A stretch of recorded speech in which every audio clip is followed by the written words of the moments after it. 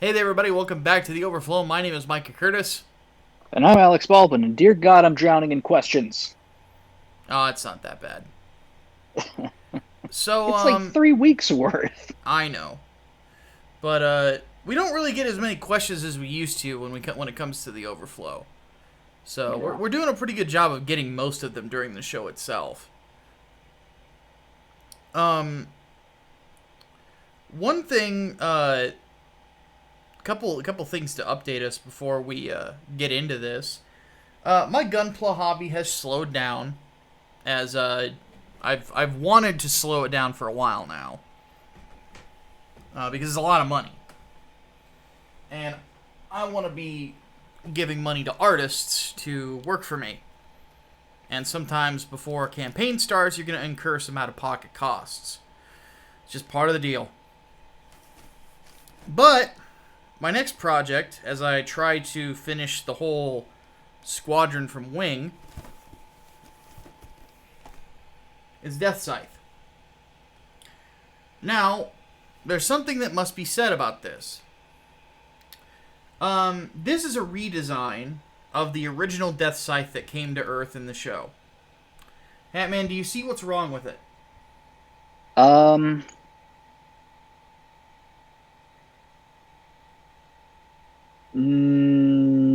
no. Look at its head. Oh, It's all, oh. yeah, it's all white. So now, I see. I thought that was just glare. nope. So the thing about it is, it's actually like this is a redesign of it from the guy who actually did all of the designs for Endless Waltz, the movie. So he basically just went back and he redesigned all of the originals. Um, and it's a good looking design. I mean, because it has a lot of the similar like leg designs and stuff to Death Scythe Hell from Endless Waltz, which I love that design.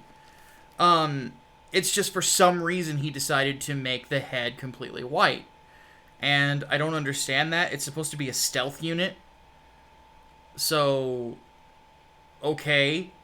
But what I'm going to be doing with this one is I'm going to be custom painting it to a degree. I'm going to be spray painting, taking model spray paint to it, and of course recoloring that head to be black, and then because it would look weird if I only spray painted one part, I'm going to go ahead and do the whole thing as well. So it'll look a lot different, a lot better.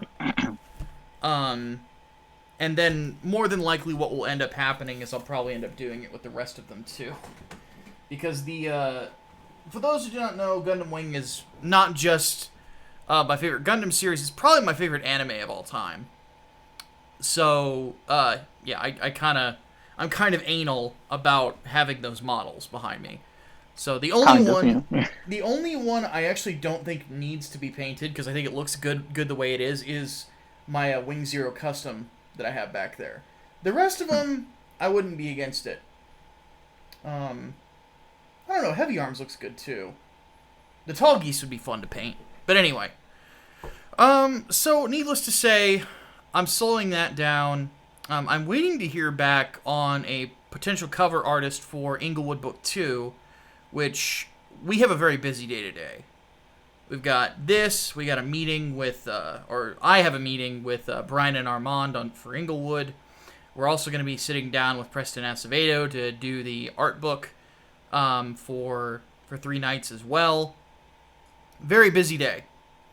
And then tomorrow we have the podcast, and I got to go to the DMV. So that's gonna suck. As DMVs usually do. Yeah. And we are not Texas here in Illinois, so I'm gonna have to wear a mask the whole time too. And I have to take a driver's test because in between the last time I renewed my license and this one, I had an accident. So, which is bullshit. I have to Wait, retake a driving test for a fucking fender bender. Eat me. wait, hold on. Seriously? Yeah, Illinois sucks. For like any kind of accident, you have to retake a fucking driver's test. Yeah, if you were considered at fault. Do they charge you for that? No, it doesn't cost you anything extra, but to renew your license, you have to pass it. still, that is fucking Jesus Christ. Move to a free state. That is the My plan. God. That is the plan. You know. Illinois is why? Why? It's not even Illinois. It's just Chicago. It's fucking Chicago. Why? Yeah. Why is Chicago? I don't know, dude. I don't get it. I still don't. It doesn't make a lick of fucking sense to me. You know, it's like it's sort of, a lot of things don't make sense to me when it comes to taxes and shit. Like, why do I have to renew my car every year? The tag on it. Why? Why do I have to? It's my car. The property, like, it didn't change hands. Like, I understand the filing the paperwork for that, so you know who has the car.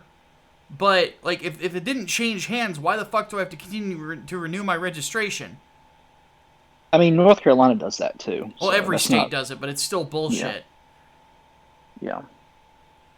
Granted, there's a good argument out there that driver's licenses are bullshit. So, take that for what you will. But anyway, needless to say, very busy day. One thing I will say is this. We are definitely entering a part of, like, a phase of doing this comic book thing where I'm starting to realize that we really have a good thing going. And we have a lot of potential with what we're doing. And we got a lot of good artists that work with us. And a lot of good stuff planned for the year. So, at the end of the day, it's just about execution. But the big thing is that a lot of people over the last year, basically tried to destroy me. You know, Hatman has seen it. A lot of other people have seen it. You know, like, people have slandered me in public. You know, tried to spread lies about me and all this other stuff. And, you know, the big thing about it was that, that was heartening to me is that when people heard the things that were said, they're like, that's bullshit. So, we're winning. We're winning big. And that's the great thing. It's like these guys... Well, these guys do what they do to try to destroy people, and they fail when it comes to us. So... Well, it's truth winning at the end of the day. Yeah. So for those of you out there who have tried to destroy my career, thank you for being such losers. So, I ain't going anywhere. My channel... Perhaps, my main channel's making a comeback, too. My last few perhaps videos have all find cracked. a better way. Yeah. Maybe these people should get a fucking hobby. Or just support somebody that they do like. You know, don't waste all Or your maybe consider that they could be wrong about some shit. There is that, too. So... Alright. We have questions to get to. Yeah, we do. We have questions we've been meaning to get to for quite some time now. Yes. So let's go ahead and get rolling. So, to get us started, are we going to do politics or entertainment? Let's just go in order. Okay. Let's go politics first. Ugh. Always starting with misery. Well, get it out of the way. Yeah. Leonardo Juan wants to know, which metal music video can you use to describe how corrupt the media is? For me, it's the vengeful one by Disturbed. Corrupt media. That's very specific. I don't know. I don't know a whole lot of music videos off the top of my head. I don't really watch music videos anymore. I'm still kind of surprised that they're even still made sometimes. Yeah, I haven't watched one in ironically, the most recent music video I've watched was Africa by Toto, just because it's pretty vaguely racist. Yeah.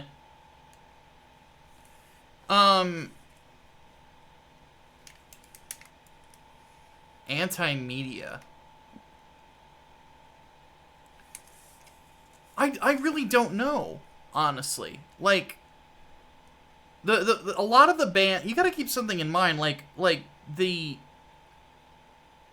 most music videos I've ever watched like were when I was getting into thrash metal. I can't think of any bands that were like trashing the media so much at that point, as much as they were just trashing society in general. Mm-hmm. So in a sense, just like pick something by Megadeth, you know. But I can't. My answer is I don't know. So.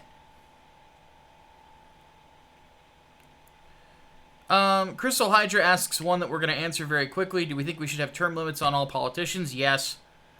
Yep. Miguel Barrera wants to know. Okay, so it starts with the statement. How can we convince people that the reaction we are having is worse in regards to people being spooked by medical establishments and the media? But we're like lockdowns are starting to end, so I think it's kind of a moot point. Yeah. It just is it's gonna depend on the state you live in. One thing I will say that I find interesting is that there's constantly talk of follow the science, and it's like, all right, well, if I follow the science, I'm gonna inevitably read stuff about herd immunity and how a vaccine works. Yeah. Shut up.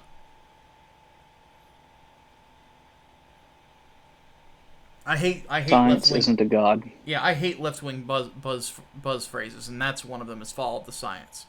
Like, you can follow the science, but it's not always going to lead to your political ideas of more people on government, which is what Joe Biden wants. Exactly. So, I mean, even then, like you can follow science that offers a different conclusion to the same hypothesis, and then what? Okay, you've got two diverging points there. yeah. Which science is worth following? Yeah. It's not a fucking religion, people. Exactly. It's not. Like, follow the science. Mengele was a scientist. I wouldn't say that has a 100% success rate, sir. Nope. Phrenology was considered science. Have we forgotten Kevorkian? Like, come on now. Mm-hmm.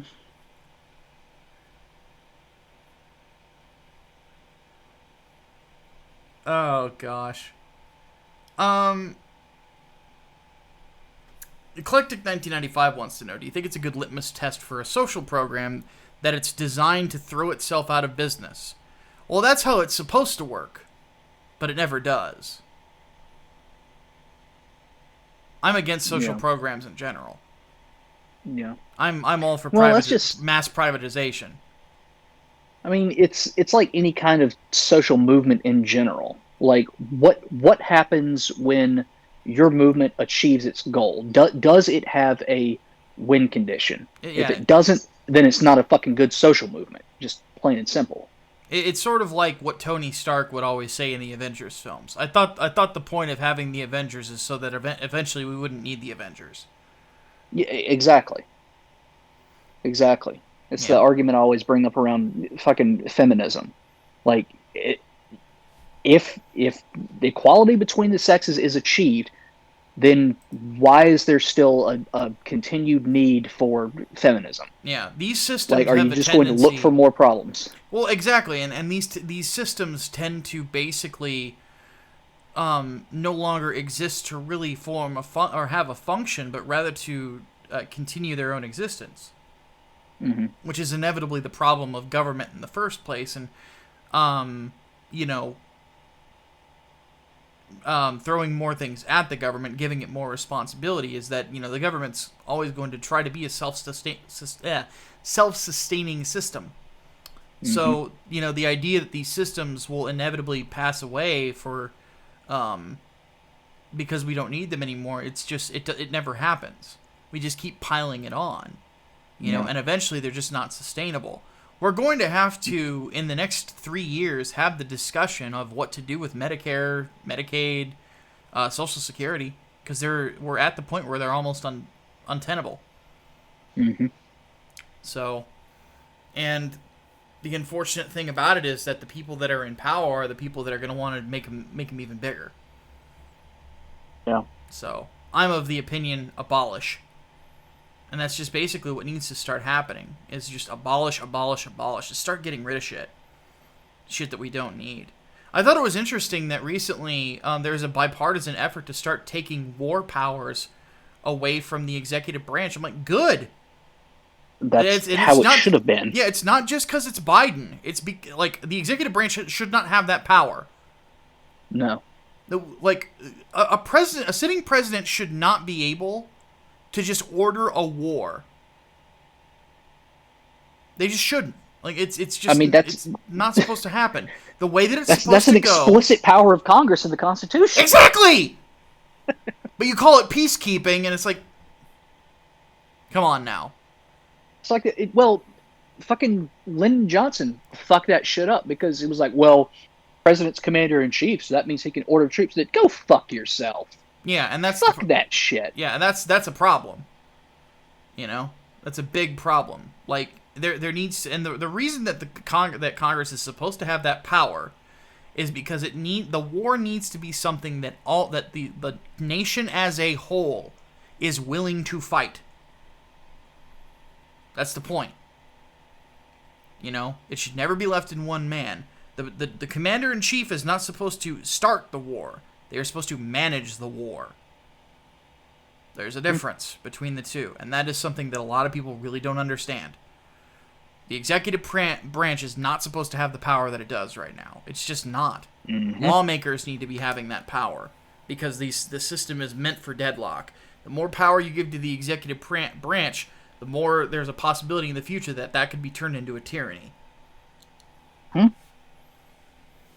So, okay, John Weitzel wants to know, will the politicians ignore the health consequences of protracting the lockdown simply because they enjoy having power? Yes. Joe Biden just called a bunch of people Neanderthals for giving people freedom. Let that sink in. And then Brian Gilmartin asks a question that goes beyond that. Could a case be made that COVID lockdowns were unconstitutional to begin with? Certain state Supreme Courts have struck down lockdowns because they were unconstitutional. So the answer is, that you could make that argument. I think we've discussed both before. And I'm sorry, I'm just kind of plowing through these because I think we've kind of already touched on some of them as weeks have gone by. Yeah. Brian Bory wants to know, what do you think it'll take for the lockdowns to end? It seems like they're going to find some bug for them to keep going in perpetuity. They like the power too much. Exactly. They're doing that already. Oh, but there's a new strain of COVID.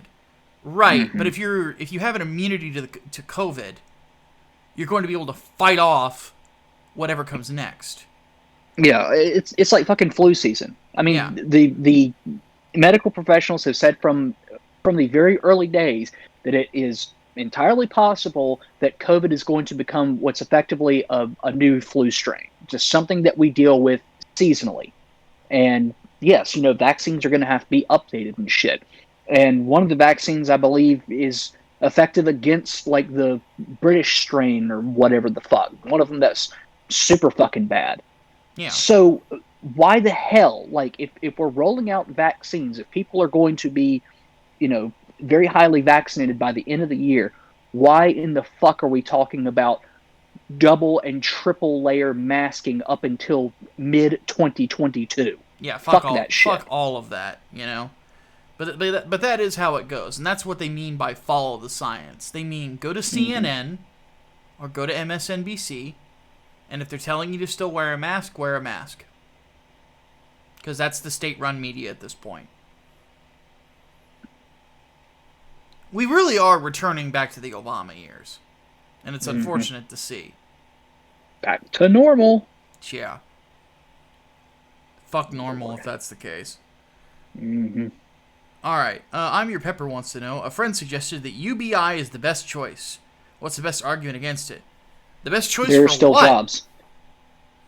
There are still jobs. That's the best argument against it. I've said on this podcast many times before, until there is mass unemployment and jobs are being either eliminated or just are unable to be provided for people, then that is the only time where UBI should be considered as an option.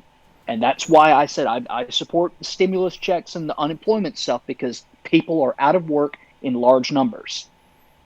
But people are coming back to work. Yeah. So why the fuck? Why the fuck do we still need it? The No, argument is we don't. basically that we're going to hit a point of automation where people just won't need to work. And I don't really think that's ever going to be the case. You know, and the main reason that I think that is because humans can't exist without work. We we start dying. What is the number one killer of elderly people? It's retirement. Mm-hmm. They have nothing to do. They just die. Well, it's being sedentary. That's It kills you. It's just like, well, it's just like working in a freaking cubicle is very fucking unhealthy for you. Well, it's beyond that. It's like, oh, now I'm gonna just go home and catch up on all the shows I missed over the years. You still got to do something. See, obviously that's worse. You know? Well, and that's like my grandfather when he retired, like he hunted. He had a hobby, and he did woodworking and stuff like that. So he still worked, but he wasn't working as hard. And he wasn't doing it as much, but he still had something that gave him a reason to wake up in the morning. People will always need that. So there will always be, like, we are the most adaptable species in the history of anything. There will always be work. There will always be needs that need to be met. The industry is just going to change. And right now we're entering a phase where automation is going to change elements of that. But there's still going to be people that are needed to do these sorts of things. Yeah. So. Duke of Tumwater says, I'm thinking of moving to a different state at some point. Join the club. What are the best states for conservatives and libertarians to live in your opinion? Texas? North Carolina? Florida? No. Not North Carolina right now. Okay, Texas? Florida? I don't know if I'd say Florida either. West Virginia is definitely one of them. Hatman, are you looking at my face right now? I'm giving you the bitch please look. Florida's pretty well set right now. Like, Tennessee's another one, so is Kentucky. Tennessee's a good one. I will say, believe it or not, New Hampshire is a pretty decent option. They kind of flip, red to blue in presidential elections, but for the most part, they're free as fuck. And by free as fuck, I mean they don't even have a goddamn sales tax. Their literal motto is live free or die. Yeah. I enjoyed my time in New Hampshire, needless to say. So there you go. But North Carolina is too purple right now. It can go either way, and I guarantee you that if the state legislature flips, North Carolina's going to become an ass place to fucking live. Like they're waiting at this fucking point. All right, let's continue on with the politics misery. So we move on to later weeks. Brian Gilmartin wants to know, is it just me, or does it seem like the same people who want America to save the world are also the first to blame America when things go wrong? So you picked up on that too, huh? Yes, that is indeed the case. Yeah. Strikeforcer wants to know, have you heard of the Colorado City Mayor Tim Boyd's Facebook statements to sink or swim when it comes to the blackouts? No, I haven't. I have not either, but sounds like a prick. And Leonardo Juan wants to know, how do we encourage parents to use homeschooling and private school instead of public school? I would not encourage an increase in homeschooling. Because kids need to socialize. Private schooling? Absolutely. And we need more private schools. We seriously do. We need more of them. I'm a big proponent of vouchers. Well, beyond vouchers, just we need more of them so that there's competition, so it's not as expensive. Yeah, but until then, yeah, the parents need the fucking option there. Well, that's the goal, I think COVID... That's the reason I bring it up, is because right now the big problem that we have is that we rely too much on government. Even a voucher program is still reliance on government. If there are more private schools that people can go to, then there's more of a chance that it's going to cost less to get kids to school and still have quality education. Yeah. Because there's going to be competition. There's a lot of teachers out there that if they could just buy an office and have school all day, and it's like them and a small staff, they do it. Mm-hmm. I know quite a few in my day that would do that. My former in-laws, much as they're evil people, they were private teachers. They made better money doing that than anything else they were doing. But it was also better for the students too, because they got a much better education out of it. A lot better than I did.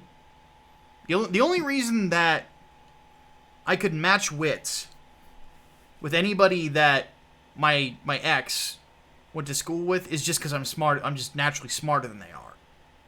Mm-hmm. You know, I just have the brain. So I'm a very stable genius. But all jokes aside, you know, it's like not everybody is as lucky. Not everybody gets to be that smart. You know? Yeah, trust me, I'm very well aware. I've got folks like that in my family. Yeah. So, but anyway, it's funny because I think a lot of parents are finding the benefits of private school and homeschooling as a result of COVID.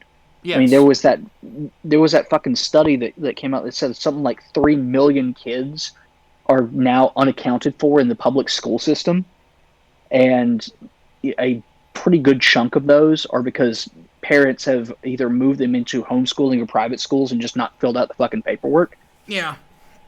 So, I mean, one thing that I would be tempted to do if I was a parent is, like, go to church, find a bunch of other parents with kids around the same age, and say, do we know a teacher who's out of work? And then we just grab them, and then we help them get started that way. You know? For some reason, Discord crashed on me, and I lost Hatman for a second. Hold on just a moment. I'm going to try to regain the Hatman. That is so bizarre. Back in? Yes, we are back now. That was very strange. Okay. So basically what I said was, like, if I was in a church, like, I would just grab a bunch of parents and be like, look, why don't we just pool our money, hire a teacher, and have them come up with a curriculum, and we just all divide the costs. You know, like, the fact that we can't do stuff like that easily bothers me. Yeah. There's a lot of talented teachers out there with great ideas that could give much better education. You know? And and it's just not done. I mean, I dated a teacher for a while, and her and I would have these long conversations about all these great ideas. She really loved what she did. We'd have these great conversations about, like, different things that she wanted to do to improve what she was doing, and she had to twist the arm of both the school itself and the fucking teachers union to get to do anything. Yeah. You know? And that sort of shit. There's your problem right there. Yeah, it's fucking stupid. And yeah, teachers unions need to go to hell. Yeah, they do. No, public sector unions should not fucking exist. Sorry. Yeah, get the fuck out. Seriously. No, they shouldn't. But no, yeah, teachers unions and fucking your state Department of Education is going to be the big ones. Yeah, this year they're going to set the standards. Yeah, I think this year has really shown teachers unions need to go. Yeah. Get the fuck out. You have. Which one was it that? Hold on, that said they wouldn't. Okay, go for it. They have damaged the potential education of so many fucking children this last year. Seriously, if you're part of a teachers union that has basically said, "Oh, we're not going back to teach these kids," fuck you. Fuck you. Seriously, you're a cunt. Okay, now go ahead. Which one was it that refused to go back because of some bullshit that the state legislature hadn't done yet? Like, completely unrelated to schools. New York. What in the fuck? Mm-hmm. That is bullshit. They should not have that kind of fucking power. No, they shouldn't. I mean, they basically had Biden's balls in a vice. Like, fuck that. That's ridiculous. So there you go. Here's how you do it. It's like private education is superior education.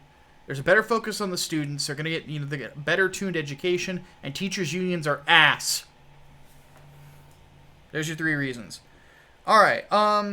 Now for the next week, Leonardo Juan wants to know if Trump could have joined and supported sites like Minds, Parler, Gab, and other social media sites, would the election have changed? I'm not going to say that they would have really gotten any better just because Donald Trump was part of it. In fact, they probably would have gotten hit sooner and worse. Not to mention, I would, Andrew Torba does not need to be encouraged in anything because he's a fucking psychopath. No, dear God. So fuck Gab. That is the official Micah and the Hatman position. Is fuck Gab. Any website that says that they're for free speech, where a woman in a bikini is more offensive than Holocaust denial, you can go to hell. You can take a long walk off a short pier. Just make sure you know how to swim first.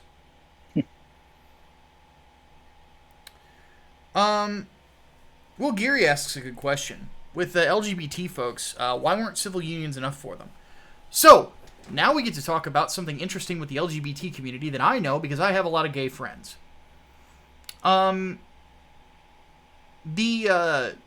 Which, by the way, I'm not saying there's probably some SJW out there that's gonna be like, oh, Micah Curtis is saying that he's not homophobic because blah blah blah blah blah. Well, I'm not homophobic just because I'm not, and you're a fucking psycho for accusing me of that.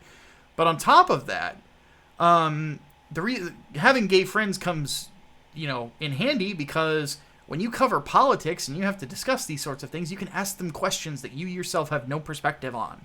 In which case, I don't know shit about the LGBT community because I'm not fucking gay. So, what I do is I ask my friends about what the perspective is. And this was an interesting one that I had conversations with my friend Brian about. A lot of gay folks were single-issue voters, which is why you have seen such a big turnout for the whole LGBT for Trump thing. Is because after gay marriage was basically backdoor legalized, pun totally intended, for a lot of gay folks, that was it. That's what they wanted. It's like, we just want to be able to have this. Now, the problem is that there's John Q. Gay Dude, or Lesbo, and then there's protesters. And that's the kicker. The protesters want cultural acceptance of everything when it comes to their lifestyle, including child drag shows, twerking in the streets, all this other shit. That is what they want. They want cultural change for cultural acceptance. They don't want you to have the ability to have a problem with what they do. And that in and of itself is a problem. I will tell you right now, many of you know I'm a religious Christian. I want people to be able to say that they do not agree with what I believe. I would not want to live in a nation where it was illegal to be an atheist. You're more than welcome to disagree with what I believe. I would hate to live in a country where you couldn't have a different religion in general. These are the type of people who have the same attitude towards being LGBT that someone like Matt Walsh does towards government and a possible theocracy.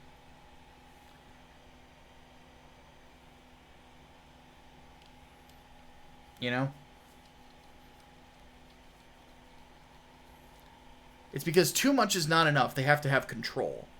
And that's inevitably that's what it's all about, is control. Control over other people. For whatever reason. Normally it's because something is just missing inside of them. Inside of their heart. Their soul. where, again, too much is just never enough.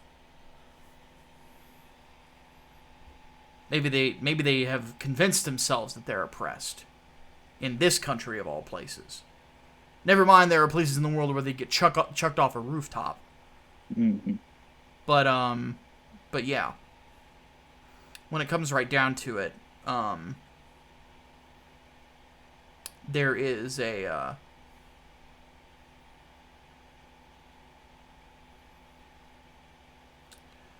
there is that desire for control, and that's basically what it is. It's what it always comes down to with these types. So that's my 2 cents on it.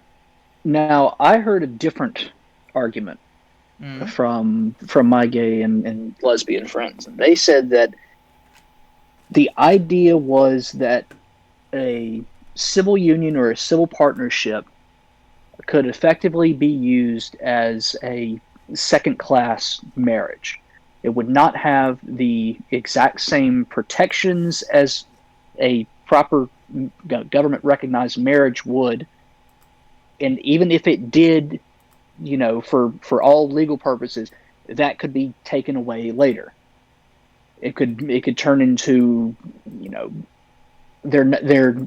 any people in a civil union can't adopt, for example, or they have to file their taxes differently, or someone doesn't have power of attorney over their partner if they're in a civil union, for example. So the idea was that if it was just designated with marriage, it would come with all the protections and legal benefits permanently. Like there was no way to basically backdoor them, pun half intended there, into effectively second-class citizens. Which, honestly, yeah, that's a fair argument. But then it gets back to, why the fuck is the government involved in marriage in the first place? Yes, and that's the big kicker, and that's my argument just in general, is the government has no business there. Yeah. If the argument for to get rid of sodomy law is that the government has no business in your bedroom, it's the same argument when it comes to that in general. Mm-hmm. Because, yeah. Yeah, it's just like, now there's I don't know if I could say a greater spotlight, but more people are aware of polyamorous couples, for example. Or Yeah. I guess I can't say couples because there's multiple people fucking involved. And what happens? Yeah, what happens when they decide to tackle marriage law? Because again, marriage is effectively in legal sense a contract between two people. Yeah.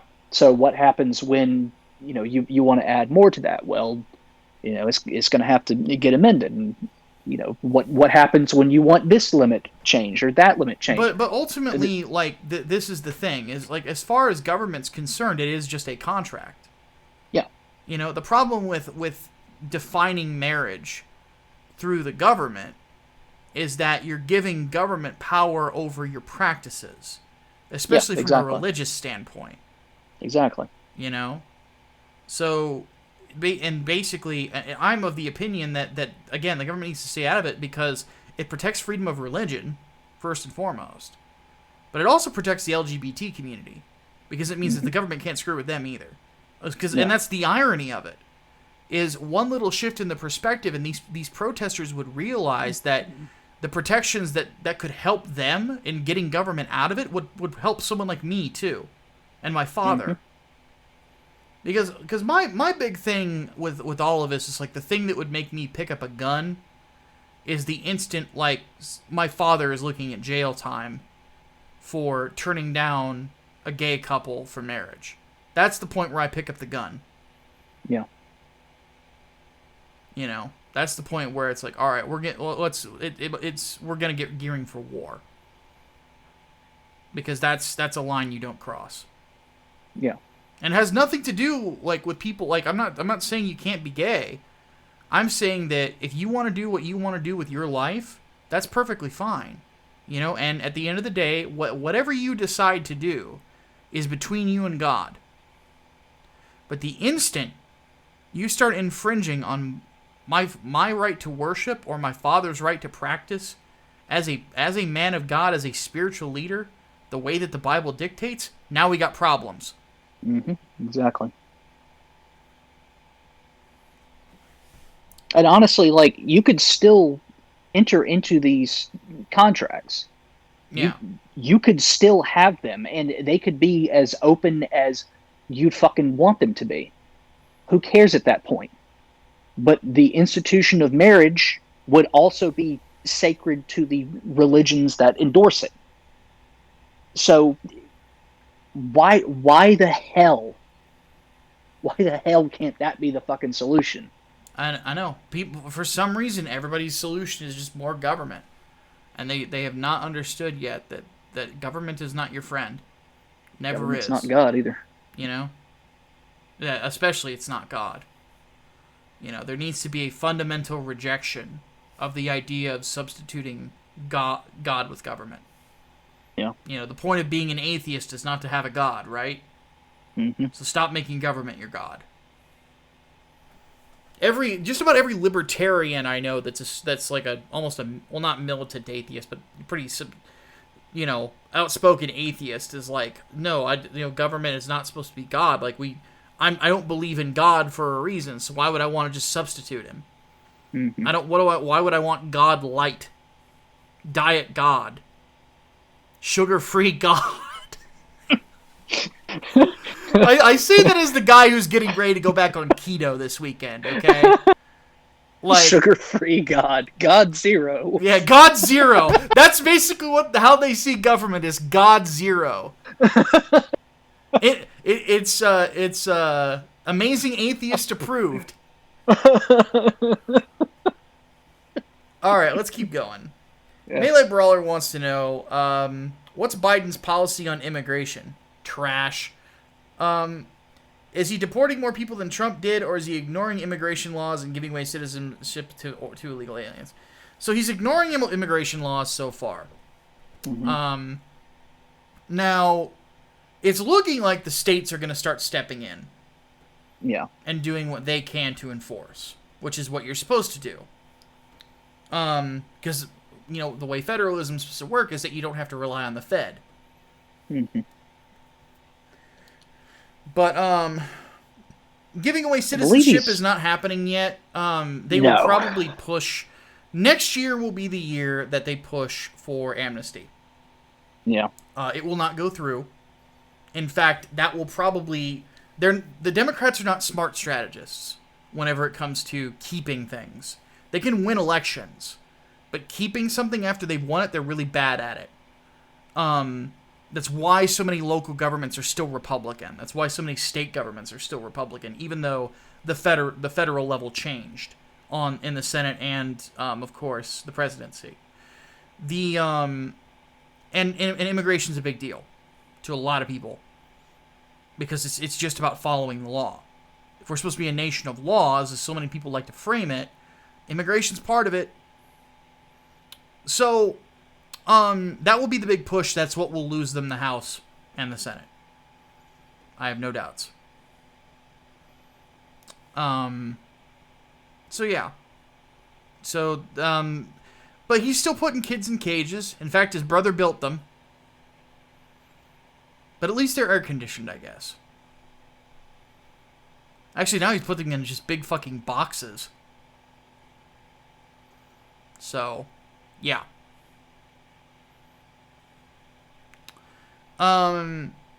So it's trash. That's basically it. It's a garbage half measure. Gregory Rubin says, if Nikki Haley ran for president in 2024, who would be the perfect running mate for her? Ted Cruz. Ted Cruz or Mike Lee. Yeah. But Ted would probably run the top of the ticket. And if Trump does not run again, he would probably be the front runner as of right now. No. Whether he would. Well, DeSantis is another really, really big. Yeah, too, that was the one. Yeah, CPAC had him in second behind Trump. This is a big year for DeSantis. It will continue to be so because he's going to continue to give Biden the finger at every chance he gets. But So will Cruz. So, Mhm. other people that I think will probably run, Joshua Hawley will run. He won't do very well No. because Hawley is not really that likable. I don't like him personally either. I think that he's too much of a A statist. loudmouth. Yeah, way too much of a loudmouth, too much of a statist for me. He's on the border of neoconservative. I really don't Yeah. like that.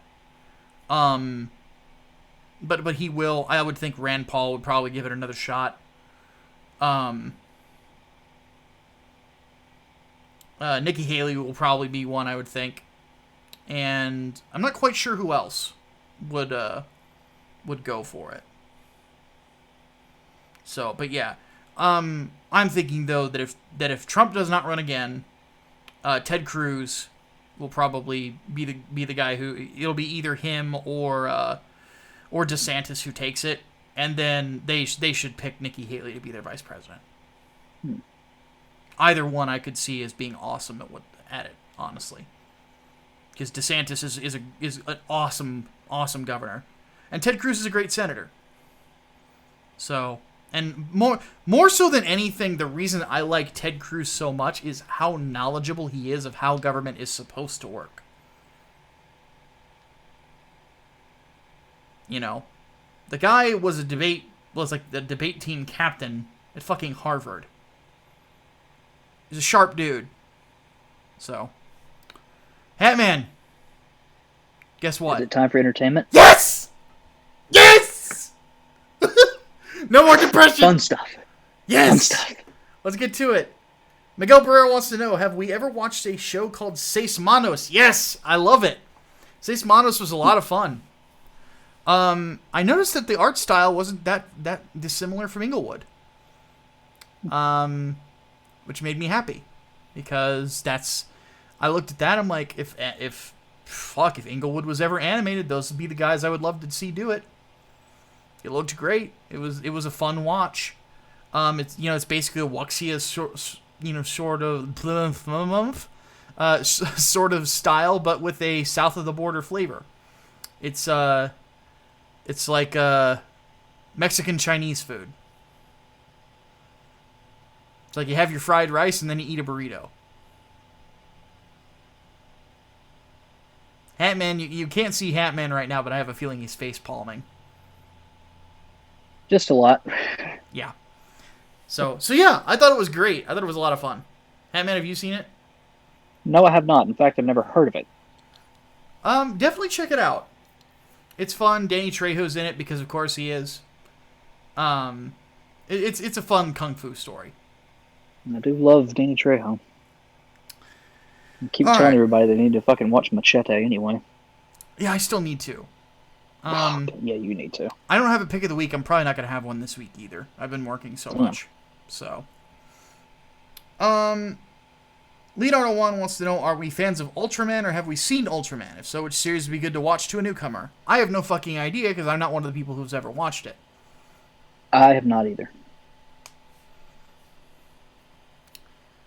Next question. Eclectic wants to know, what attributes does one need to possess in order to be worthy of Thor's hammer?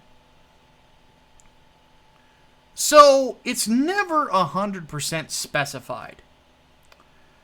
But, until Jane Foster, there are certain aspects to being worthy that come up. So, who can lift it? Beta Ray Bill. Thor himself, obviously. Odin can lift it. Who else canonically could lift it without assistance?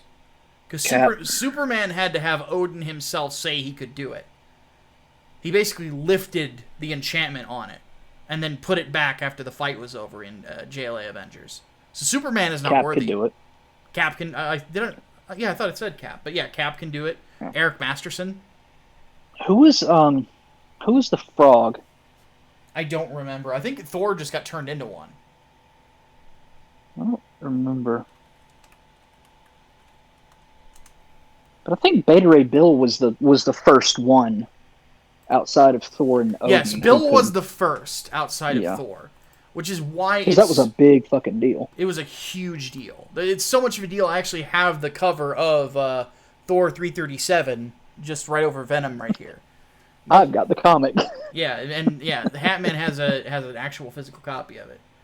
Conan the Barbarian did. I've got a list in front of me. Cap did. Eric Masterson. Wonder Woman, but it's non-canon. Yeah, it was crossover.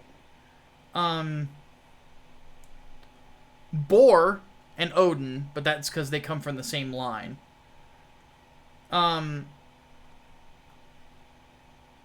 Jane Foster is bullshit, so we're not going to count that one. That was basically just editorial saying we needed a Thor with tits. Mm-hmm. So let's look at the consistent ones. So you've got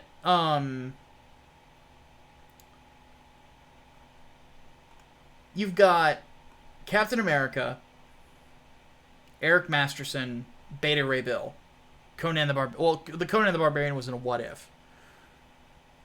The basic idea that I would say connects all of them is they have what I would call a warrior's heart. They are good men at their core. They are moral people. They are people that are willing to take up arms for their home and do so to defend others. That is what I think Odin meant. Because one thing that you will notice if you watch the Thor film, which I thought this was... I swear to God, nobody ever read Stan Lee's Thor or fucking Walt Simonson's Thor ever before watching the first Thor film. I'm dead serious, because people who have seen that movie and they think it's bad have never read those comics, I think. Mm-hmm. Because it's basically straight out of them. Yep. It's like that Thor in that film is Walt Simonson's Thor. The comedy, by the way, is straight out of Walt Simonson. I would know. I've read the whole fucking run. I love Walt Simonson's Thor. It's one of the greatest comic books that's ever been written. Stan Lee was the same way. You know? And that's why, by the way, Kenneth Branagh was a perfect fit to direct that film. Yeah. Because Thor was always supposed to be Shakespearean. Exactly. And Stan Lee, Shakespearean actor. Exactly. And Stan Lee was a big student of Shakespeare. So was Walt Simonson. You know?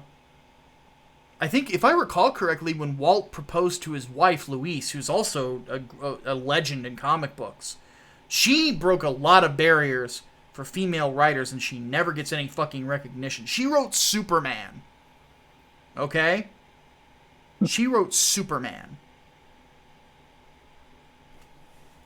But anyway, she's one of my favorite Superman writers. Walt, if I recall correctly, when he proposed to her, he read part of a Shakespeare sonnet. So, and oddly enough, a lot of the other actors that are in Thor are big students of Shakespeare. In fact, there was a point where Anthony Hopkins says to keep his mind fresh, he will rememorize Shakespearean sonnets. So that's why he was a perfect fit for Odin. I love that first Thor movie so much. But what is the one thing that makes him worthy in that film? Again, straight out of the comics. It is the will to sacrifice himself in the protection of others, because that's what a warrior has to do. That's why Cap can wield Mjolnir as well. That's why Beta Ray Bill could wield it. It's the same mentality. Bill is the exact same way. Bill had his entire body and soul transformed to defend his people. So that's how I would sum it up. If I will never write Thor, which is kind of heartbreaking, but if I ever got the chance, that would basically be what I would say, is you have a warrior's heart. You know? So yeah. That's my 2 cents on it. Can't tell I'm a Thor fan or anything like that. Oh, not at all. Hardboiled says, since Hatman has HBO Max, do you have it, Micah? No. And he talks about the romantic relationship analysis vid he wanted me to do. I still need... I'm so behind on everything at this point. It's going to take me a long time to get caught up. I finally have an editor who's going to work with me on stuff. Now it's just about writing the scripts. But comic books take priority right now. Right now I'm in the process of finishing up Project Lazarus and then writing The First Servant. When those are written, I'm focusing on video stuff for a while. So, because that's basically everything that I want to get done this year is done at that point. But anyway, I don't have it. So, but I will do that video at some point. Probably closer to when the Snyder Cut comes out. Well, you got a couple weeks for that, I think. Yeah. Oh, wait, it's not that 1 soon? week. Yeah. Never mind. I will not be getting it done that quickly. Because that would require me to rewatch Suicide Squad. And the worst part of Suicide Squad is the relationship between Joker and Harley. Yes, it is. Yes, it is. Okay. John Weitzel wants to know, would you describe JoJo's Bizarre Adventure as a superhero story for people who don't like superheroes? No. Even I know that's wrong. No. I would never. Ever, ever, ever. The only time that you have a protagonist that even quasi acts like a superhero is in part 1. Because Jonathan is a pure-hearted guy. You know, he's my favorite JoJo protagonist. Though Joseph is still my spirit animal. But no, I would never describe it as that. I would describe it as an acid trip. It is one of the most weird shonen style anime I've ever watched, but that's the endearing quality. In fact, anytime I describe it to someone, the description starts with, "This is gonna sound a little weird, but..." So, no, I would never describe it. No, it's not a little weird. It's a lot of weird. It's a lot of weird. So yeah. Crystal Hydra says, if the Thunderbolts were added to the MCU, which version of the team would you like best to use? Personally, Crystal Hydra says he'd like the original. I would agree. You've already got Zemo. He's still alive. Why aren't you using him? No, we'll see if he actually makes it through Falcon. Well, still, like the point stands. You know, and you could establish a lot of those other villains as well, and use them in other MCU films to build up to it. I mean, I still want a War Machine movie. Where's my War Machine? Well, you're getting a movie? series. I am? Yeah. What? When? When was this announced? Eventually. It was announced, I think, at the investors call in December. Was it? Yeah. How did I miss out on this?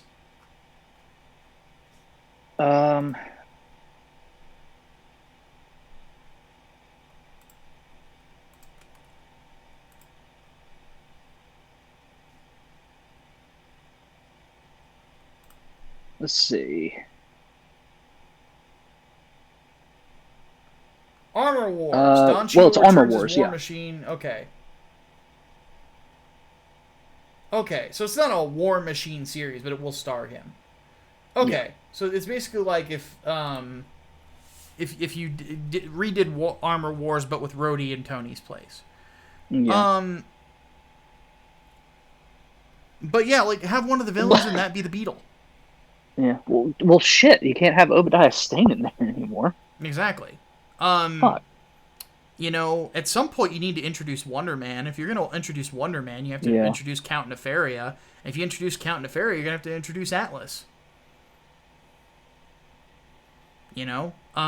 Songbird, too. Like, why she hasn't been used yet is beyond me. And then the same with well, you probably can't do the Radioactive Man anymore because China. But, There is one who might factor into it too. Mm? Riri Williams, No. because they are doing an Ironheart series. Ugh.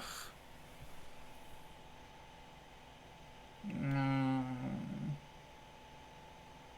I was happy. Then Hatman reminded me of why I'm sad.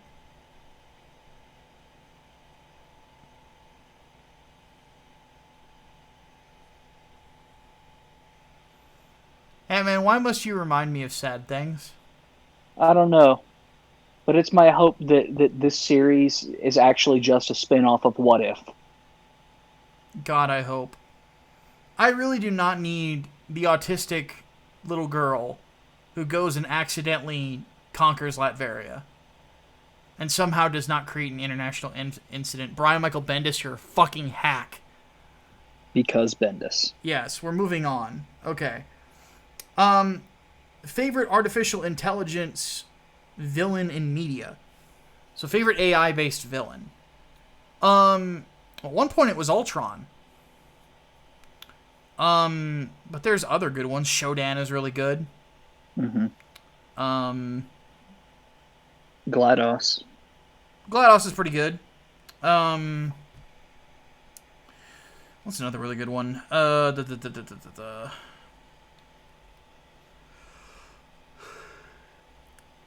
The original, I guess I could say, HAL 9000.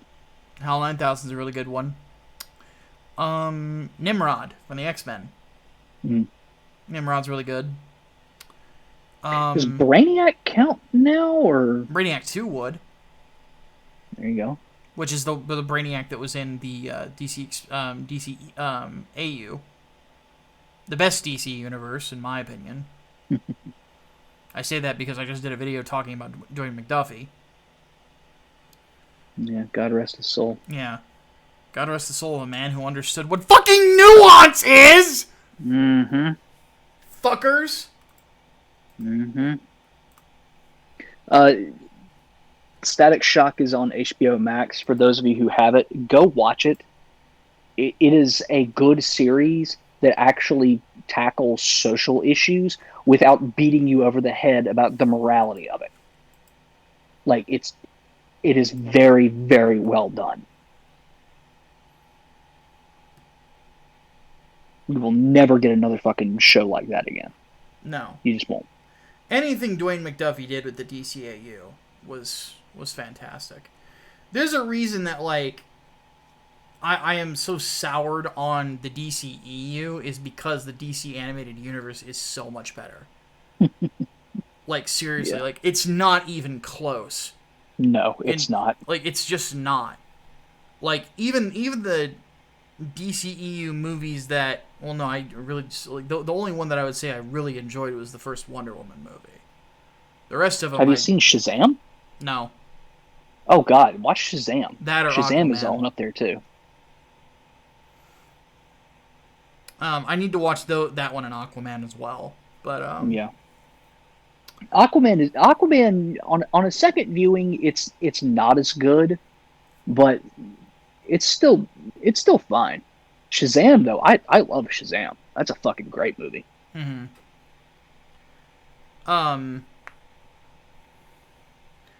But anyway, no, the DC animated universe is so much better. So much better. So many just better decisions that are made, and there's not. And this is the problem with the DCEU in general, is this pressure to modernize something. Yeah. Let me tell you right now. Modernizing something does not mean turn Joker and make him a cholo. Mm-hmm. You know, modernizing something does not mean that you need to make Batman a, murder by degrees superhero. It's not modernization.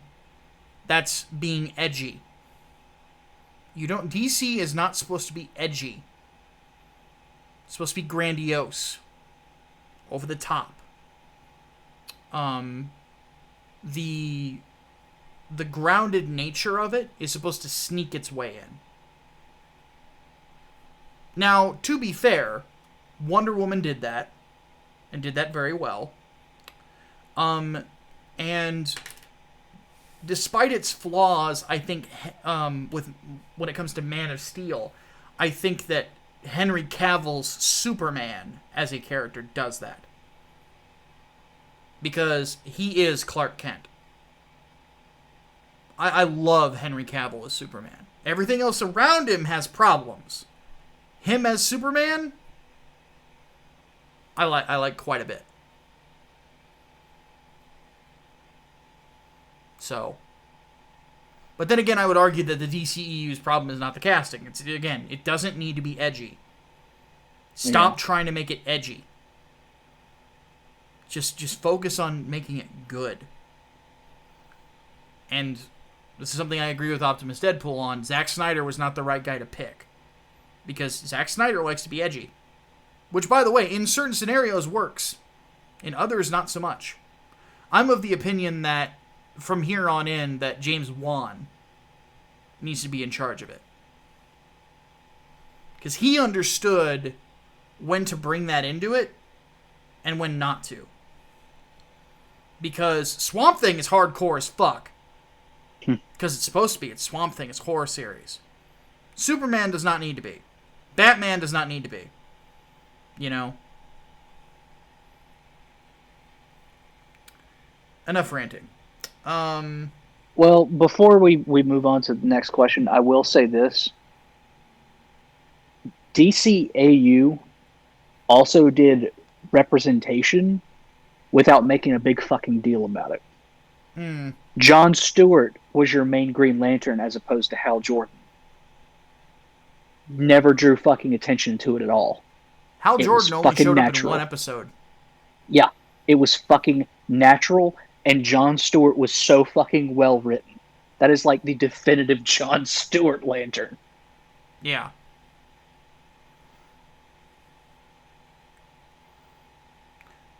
Can I also say one thing about that? I actually don't like Michael B. Jordan as Jon Stewart. I'd like it better as Michael B. Jordan as Jon Stewart? I don't want that. I want him as John Henry Irons. Ooh, yes, that would. Yes, actually, him as Steel would be fucking great. People's like, oh, Black Superman, dude. Just give us Steel, and have him done well. Like seriously, he'd be amazing as John Henry Irons. You know, I've always felt like Jon Stewart would be better served by doing, like, Denzel Washington if he was younger. God, Denzel would. I guess you could do. Denzel. Would I guess you could do John David amazing. Washington as. Yeah, I guess you could do John David Washington. He's fucking great. But yeah, someone like that has a different presence about them. You know. Because I look at Michael B. Jordan, I still see Wallace. Where's Wallace, Stretch? Where's Wallace? Nobody understands that reference. There's no hope for humanity. It's not Stretch. It's Stringer Bell. Well, hell, there you go. Why am I forgetting his name now? Played Stringer Bell. Hatman, help me. I'm drawing a blank. Was also an American gangster. He was the guy who gets shot by Denzel. Like in the middle of the street. Fuck. He was, God damn it. The dude from fucking, Pacific Rim. Yes. Idris Elba. Yeah, Idris Elba would be great as Jon Stewart. He would be awesome as God. Jon Stewart. I would rather have him. Because he has a very similar presence to him. You know? Because Jon Stewart, when you meet him in the comics, he's not a young guy. He's already had his stint in the Marines. Mm-hmm. You know, and he's a grown man. You know, he's not like Kyle, where he's recruited young. The same with Hal. Like, these are supposed to be guys like in their late 20s, early 30s, when they first get the ring. As opposed to Guy and Kyle, who were younger. Which is why those two are much more brash or just have problems with self-confidence, whereas the other two guys are like fucking strict military men. Because, John was a Marine and Hal was Air Force. So yeah. God, why Jon Stewart wasn't in fucking the Justice League movie just still pisses me off. There should, not having a Green Lantern is criminal. Of all of the, I know a lot of people miss Jon Jones too, but a Lantern not being part of the Justice League.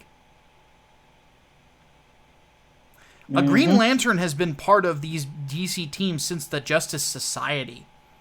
Alan Scott, motherfucker.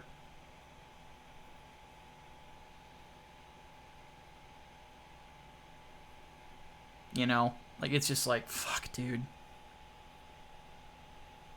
Bitches don't even know. Oh, okay. We got way off topic there. Final question. Miguel Barrera wants to know, thoughts on Sony trimming down their Japanese studio despite them saying that they aren't giving up on Japan? Trimming down your Japanese studio kind of hints that you are. That's just my 2 cents on it. Yeah. I think that they're under the impression that that Western game development is going to be the way to go, but they're putting it in the hands of mostly Western studios, and I would argue that the best the best PlayStation exclusive that I have played over the last few years was Death Stranding. Kojima's your big hitter. Why you're shutting down the Japanese division makes no sense to me. I think a lot of it has to do with the console sales there, that the PlayStation did not do that well. And it did a lot better here in the West. But even so, I think they're making a lot of missteps that are going to hurt them this generation. No.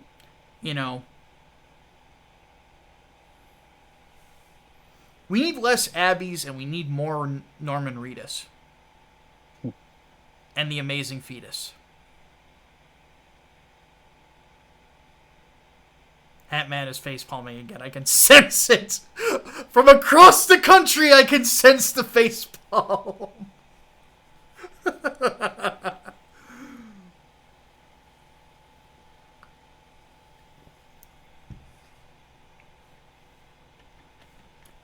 Hatman, what do you think? I mean, I don't really know. What was the studio that got shut down? It was just Sony Japan, if I recall correctly. No, it was a specific. It was a specific one. I don't know. I don't remember if it was Japan studio or not. One thing I am interested in is, I'm wondering, with these rumors of Konami possibly outsourcing game development of their major franchises, if they're going to actually outsource to Sony and do another Metal Gear Solid exclusive and Kojima get his hands back on it. That's one way it could work. And Hatman and I have already talked about it. If you guys have missed it, we've done some streams on my channel doing Metal Gear Solid 2. And we've talked about the potential of if Metal Gear 1, not Solid 1, but Metal Gear 1 was remade. And I'm still of the opinion that that's the way to go. Where it all really started. Okay, so it was Japan studio, and they're recentering around a team to build on the popularity of Astra's Playroom. And Japan Studio's most recent games were the PS5 version of Demon's Souls, the Shadow of the Colossus remaster, The Last Guardian, the Loco Roco ports for PS4, Patapon ports for Okay, so PS4. I'm getting the trend there. Some of those weren't even developed by Yeah, that studio. They were yeah, overseen, especially like the Demon Souls remake, because that's Blue Point. So was the yeah. Shadow of the Colossus remake.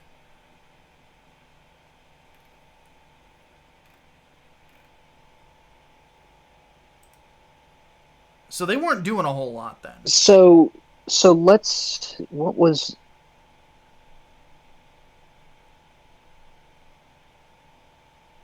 so no even fucking Hot Shots Golf VR wasn't one of theirs. The last one that I'm seeing that was like absolutely their game they made was Knack 2, Oh Jesus, no wonder they got shut down. and that was 2017.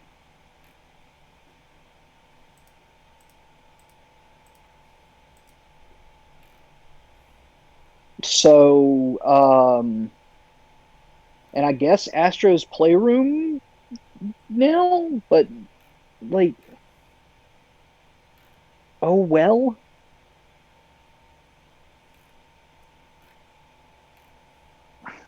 It doesn't really seem like a big fucking loss to me. And if Sony can like, focus more funding on other studios like, Kojima Productions, for example, then is it really a big loss for Japanese gaming? I guess not. I'd argue not. Granted, this is just me Um, personally. I'm of the opinion that it's not necessarily a bad thing that a lot of these companies like just outsource these days. yeah, You know. But yeah, I'm interested, and I'm also interested to see what happens with a lot of these Japanese companies outsourcing two different ones. The Konami one has me the most interested, but Sony doing the same would probably be cool. I think they're gonna work together again. Metal Gear Solid sold, Sony consoles. I think that at some yeah, point they're gonna team up again. You know, because you want to sell PS5s, Metal Gear Solid remake. yeah. It's gonna Or sell some PS5s. keep putting money into From Software. Yes, yes, yes. Because they sell consoles too. Bloodborne Mm-hmm. is a huge Sekiro. hit. Sekiro as well. Um, I'd like to see Platinum bounce back as well. I think they're doing a lot more with Nintendo now. Well, they're supposed to be doing Bayonetta 3, Yeah. but apparently nothing is happening there. Which doesn't surprise me because it's Bayonetta. I like Bayonetta as a character. I think she's got a great design. But So here's a thought. Japan Studio did The Last Guardian. uh-huh. How long was The Last Guardian in development for? Way too fucking long. So this could very well just be a logistics thing. Just simply because they take too long to develop their fucking shit. I think The Last Guardian took like 10 years or something between when it was first announced and when it actually got released, which means it had been in development for over a decade. Could very well just be a fucking utilitarian decision. I didn't even think about that until now. Well, I'm not going to discount the possibility.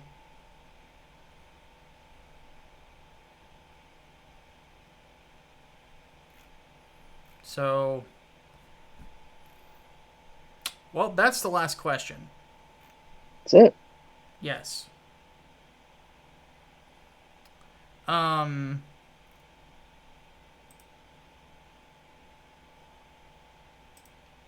wasn't as bad as I thought it would be. I didn't actually drown. Yes, there was no drowning involved. We are caught up, and it only took us an Nope. hour. Yep. So, Well, Hatman, any final words before we get back to work? Because we got other stuff we got to do. Yep. We're gonna have to do this all over again in a couple of weeks, aren't we? Because we're gonna get backed up with work and life shit, and we're gonna have to wait a couple of weeks for the next Overflow. Yeah. Comic book business is picking up, folks. It really is. I mean, like I said, I'm about to have a meeting with Brian and Armand about the next book. That's pretty exciting. I'm still waiting to hear back from the possible cover artist. If they don't pick it up, I have some other people that I think would do a really good job with it. So, yeah. Not so much. We got another backer on 3 nights today, so we're almost at 23K. So if you guys have not picked that book up yet, we're pretty close to being done. So, yeah. Yeah. Gonna be pretty fucking awesome. So, Ant-Man, any final words before we take off? Nope, that's about it. Alrighty, folks. We appreciate you guys. Love all of you. We'll be back tomorrow with the podcast, but until then, my name is Micah Curtis. And I'm Alex Baldwin, and thank God I was able to keep my head above water. Indeed. We'll see you guys very soon. Deus Volt. Deus Volt.